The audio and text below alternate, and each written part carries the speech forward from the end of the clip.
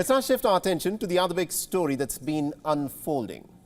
In the month of June, a Chinese naval ship cut across the path of a US warship, nearly causing a collision. This was according to the Americans, who released a video of the interaction in the Taiwan Straits. In the month of May, a Chinese fighter jet flew directly in front of a US reconnaissance aircraft over the South China Sea, and this too was caught and shared on camera. Chinese aggression and belligerence is constantly growing, and India's land borders are already pretty hot, the Himalayan borders. Now, to prevent a similar situation in the maritime domain, the Indian Navy needs to be armed to the teeth and should be perpetually on guard, which it is. But the situation at this point of time is far from ideal. Now, the Navy's 30-year plan, ending in 2030, involves the building of 24 new submarines for India, including 18 conventional submarines and 6 nuclear-powered submarines. However, of the 18 conventional submarines, only about 6 of them have been completed or are close to completion. Additionally, for the 2 aircraft carriers, there is a shortage of fighter jets. The Navy has been using the MiG-29K fighter jets, and only about 40 of them at this moment are left. Now, with this being the backdrop, news of India planning to purchase marine versions of the Rafale fighter jets and more Scorpene-class submarines will give a certain boost to the deterrence capabilities of India against China in the Indian Ocean. The proposal is to purchase 26 Rafale M fighter jets, including 4 trainer aircraft. The Navy preferred the Rafale M fighter jets or the American F-18 Super Hornets. The Rafale M are capable of short takeoff, which is needed on aircraft carrier operations. They're also superior to the MiG-29K. Another merit is commonality with the Air Force's Rafale fleet. And this will, of course, fill a critical gap, as the development of an indigenous naval fighter jet will take at least another decade to accomplish. The proposal for submarines includes building 3 Scorpiones at the Mazagaon dock, which earlier had a contract to make 6 submarines. The new vessels might be more advanced and also would feature DRDO's air-independent propulsion. And this deal assumes significance given the delay in Navy's Project 75 India for submarines with better specifications.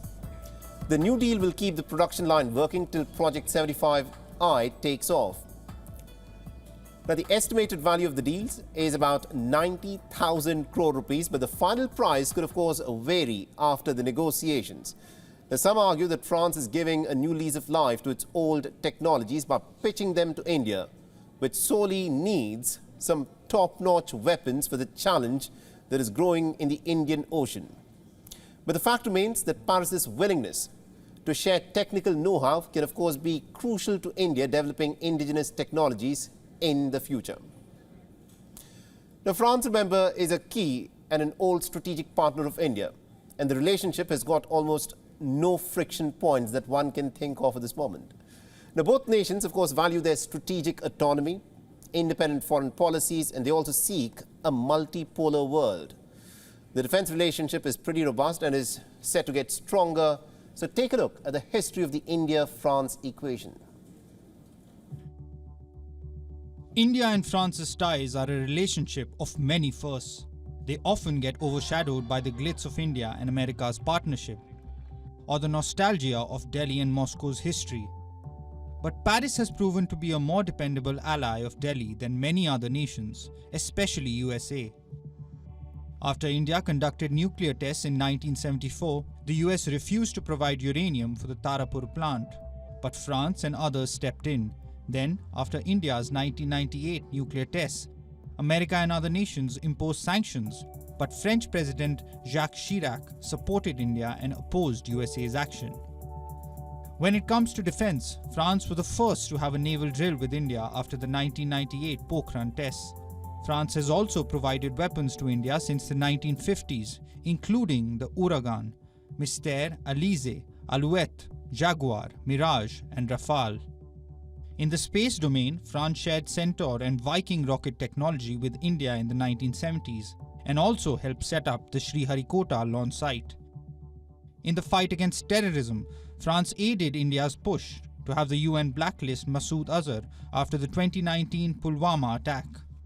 The two nations have also been trying to get the UN to adopt the Comprehensive Convention on International Terrorism.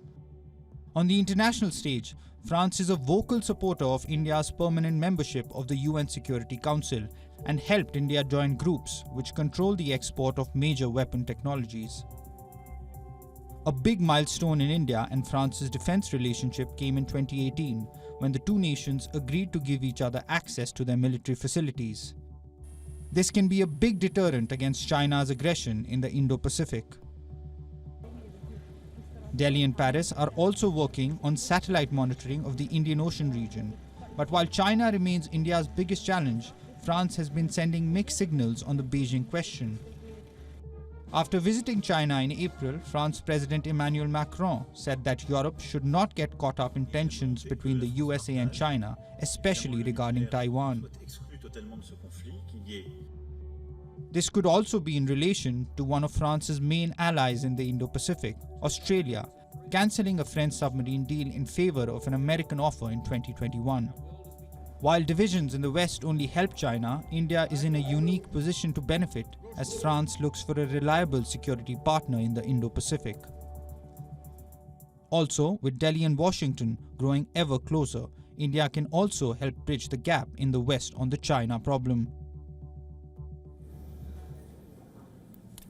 All right, so this, of course, is what the situation is. Remember, India and France are getting closer. France appears to be more and more willing to sell defense hardware to India. And the reason why India is interested is because of the challenges back home in the domestic region, where the Chinese presence, not just along the Himalayan borders, but also in the Indian Ocean, is a sore pressure point. And it is for this reason why India, of course, is focusing to a very large extent on how to strengthen its naval capabilities. And to discuss all these aspects, we're being joined by retired Commodore C Uday Bhaskar. He's also the Director of Society of Policy Studies.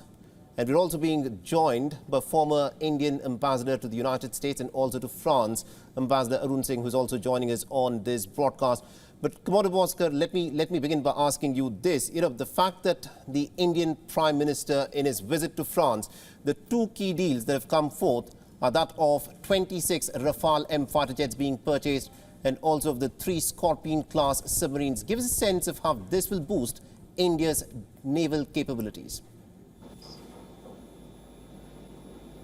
The agreement for the Rafale M, which is the maritime marine variant, and the 3 Scorpion submarines would provide considerable infusion as far as the platform inventory levels of the Indian Navy are concerned. At the moment, the Indian Navy has a depletion as far as its underwater platform submarine is concerned. And we already have an agreement with France for the Scorpion submarines, which were built in Mandaron Docks, Mumbai. So these additional 3 submarines, if they come with the technology transfer clauses and that whole protocol, it would definitely enhance the Indian submarine inventory. In a tactical sense, these agreements will take time. By the time these 3 submarines join the Indian Navy in an operational sense, it will be 3 to 4 years. But at least the process is starting. Right, very interesting. Similarly, as far as the fighter. Right, go ahead, make your point, Commodore. As far as the, I just finished this, the Indian aircraft carriers today, both of them, are operating a MiG-29, which is an interim arrangement. So the induction of the Rafale aircraft would also be tactically very significant in, again, enhancing the combat profile of the Indian Navy and India's trans-border military capability. So these two are significant in their own way, but in a tactical sense. Absolutely, indeed. Do stay on with us. Let me bring in Ambassador Arun Singh, who is with us, and I'm told that we also have Ambassador Kanwal Sibal, the former Foreign Secretary, who's also joining us in this broadcast. But Ambassador Arun Singh, let me begin with you first. Now, this visit by the Indian Prime Minister to France is such a crucial one. It shows the growing strength of the India-French equation. Why is it that India and France are two nations that have so many points of concurrence and we have almost no friction points whatsoever? You recall that when President Macron had come to India in 2018, and he had said publicly that France would like India to be its main strategic partner in this part of the world and would like to be India's main strategic partner in Europe. So I think that's the dimension from which they're approaching the relationship. There is a certain convergence of interest because both France and India want to maintain the autonomy of their decision making. And so in a multipolar context, when the main contestation is playing out between US, Russia, and China, and India's effort is to strengthen relations with the US, sustain the relationship with Russia, and strengthen itself to deal with the challenge from China. So in that context, Europe will be an important pole that India will want to engage with. And in Europe, India's main strategic partnership is with France because Germany, which is the leading economic power, focuses more on intra-European processes or processes in the periphery of Europe. And with UK, although there's a strong diaspora relationship, we've had challenges because on India-Pakistan issues, they've tended to favor Pakistan. They have not taken effective action against Indian origin people in the diaspora there who carry out anti-India activities. So on things like nuclear energy, defense, space cooperation, our strongest partner has been France. So that's what's driving the relationship. Absolutely, indeed. Now, Ambassador Sibal, if I can bring you in on this, the talk that's been around is that the United States wants to wean India away from the Russian military hardware that we've been purchasing from them for so many decades. But it appears to be France that seems to be leading the way from the Western Front, where France is more willing to sell some of these top-notch weapons to India. Well, it's not as simple as that. For the Rafale, the C version, two contenders were the American F-18 and the Rafale. Right. And both apparently had been cleared by the Navy as acceptable. And it was for political masters to take the decision which aircraft we'll choose. So clearly the choice has been in favor of the Rafale. And it makes sense since we have 36 Rafales otherwise for our Air Force. Then having the naval version would mean a great deal of complementarity in terms of parts and servicing and everything else. So it's a rational decision, but it's the Americans who lost out. And in fact, the Americans and the French historically have been competing very hard in the Indian market. So the fact that the United States wants to wean India away from Russia on the defense side has nothing to do with India taking its own decisions with regard to its partners and choice of weapons. And in this case, we have chosen Rafale, as well as 3 additional Scorpion submarines, which in any case is an area in which, the US is not a contender because they don't manufacture conventional submarines. They only manufacture nuclear submarines. And number 2, with regard to the Scorpion, already there is an existing contract for 6. Right. So it's a continuation of that contract.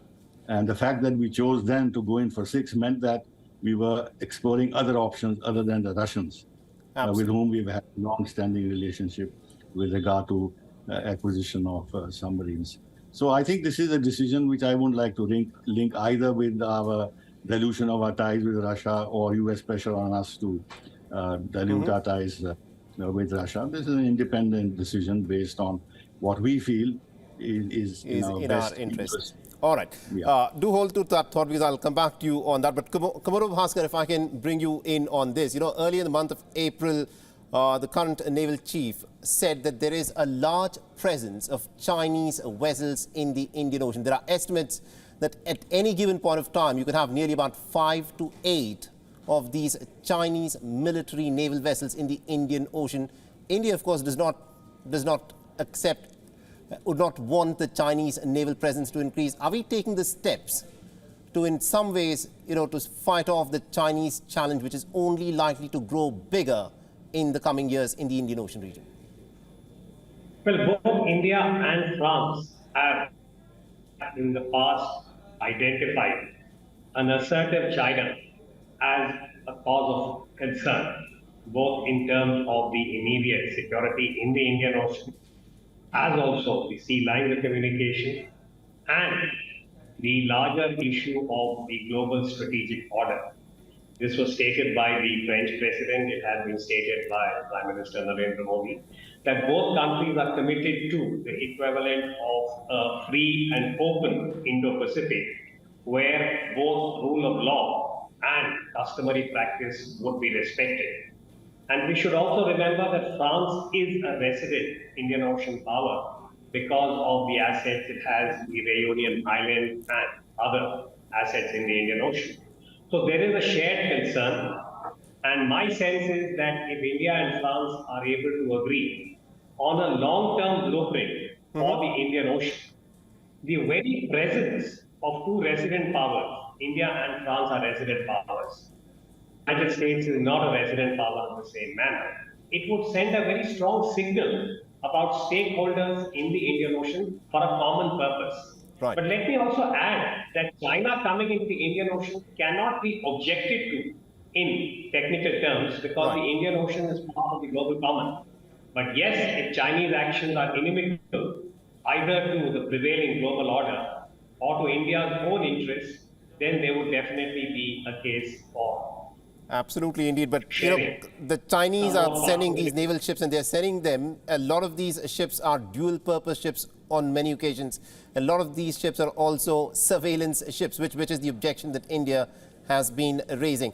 Ambassador Arun Singh, you know, another question that a lot of people have been pondering about, and this is something that's going to be talked about a lot.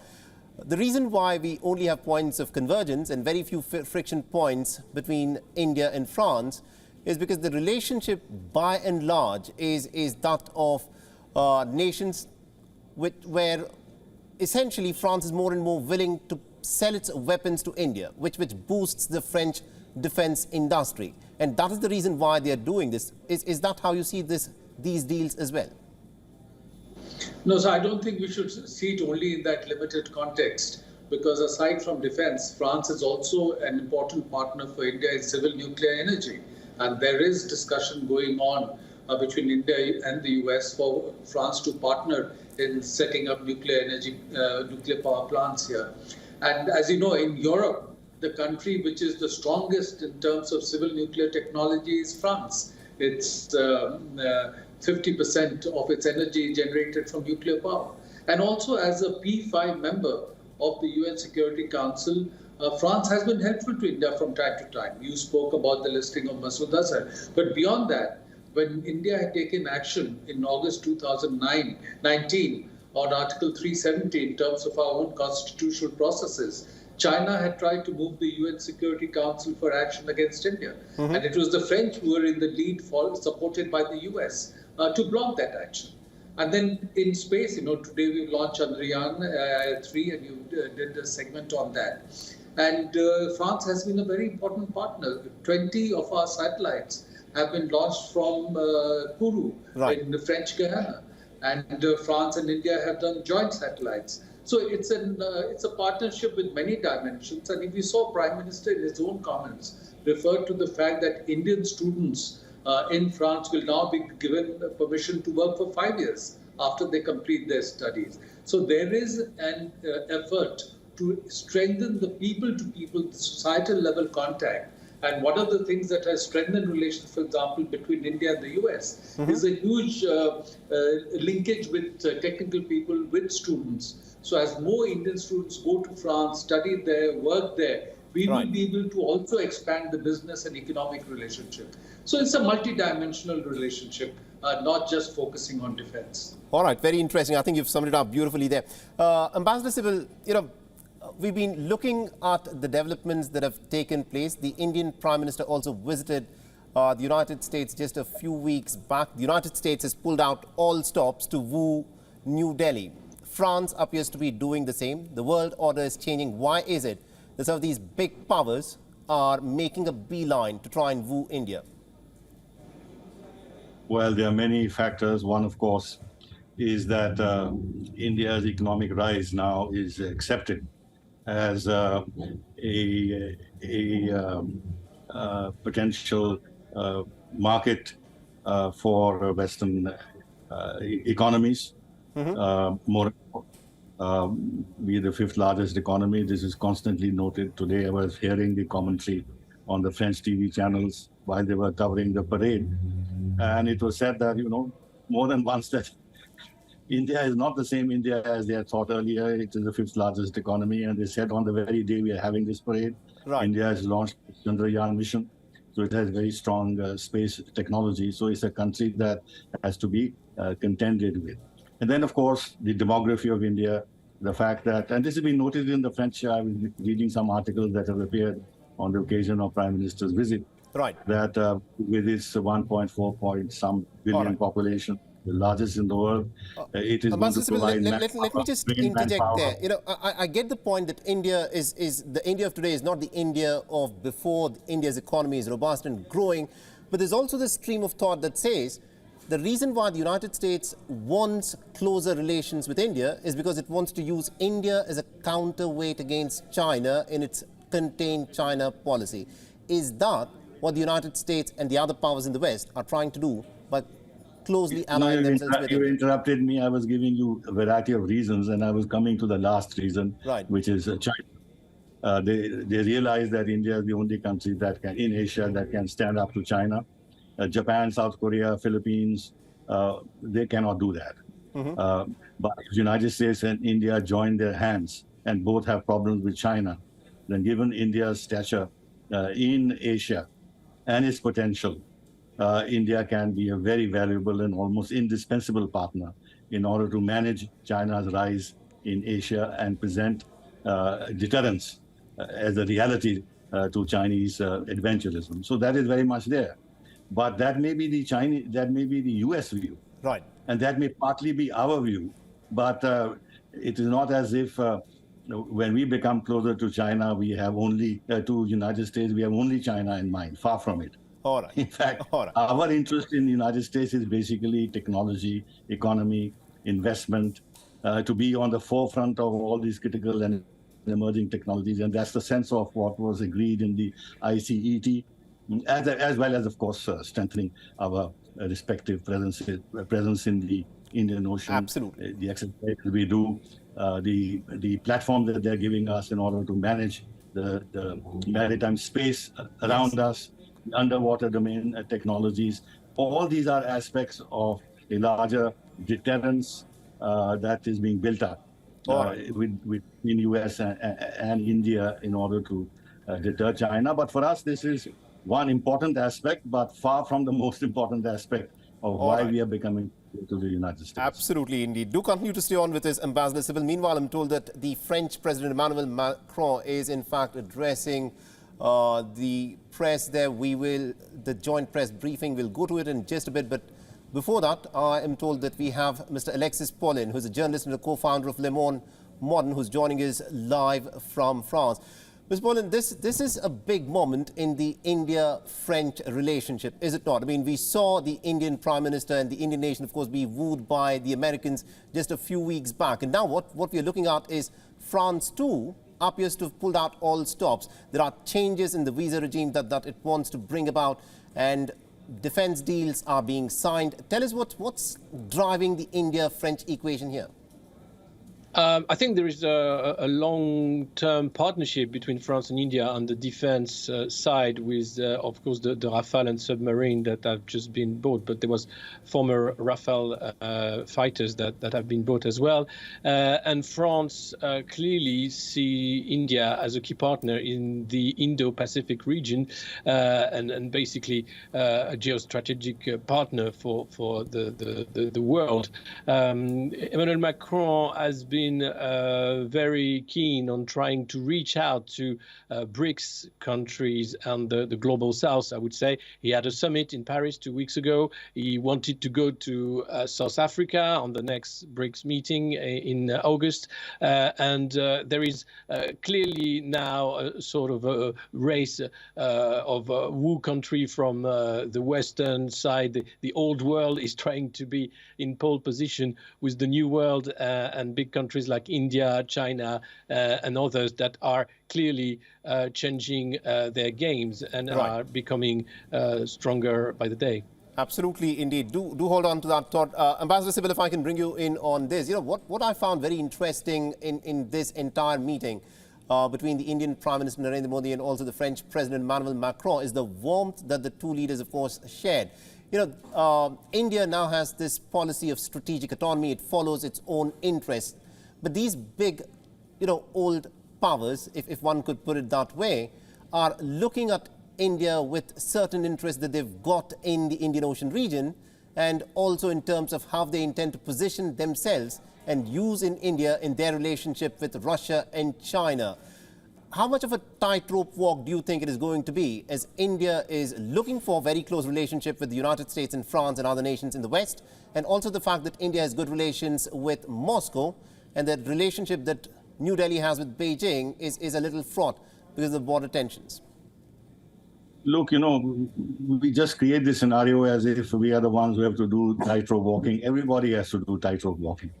The United States wants to improve relations with India, but at the same time, they want to maintain their relations with China, barring, of course, distancing themselves from certain strongholds that the Chinese have on critical and emerging technologies and this and that. Look at the Janet Yellen's visit to China.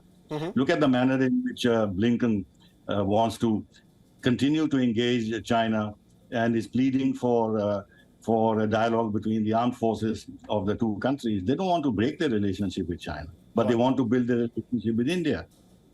Similarly, France, when Macron went to China, he made certain statements which were not liked by the Americans at all when he said that they don't want to become a vassal state.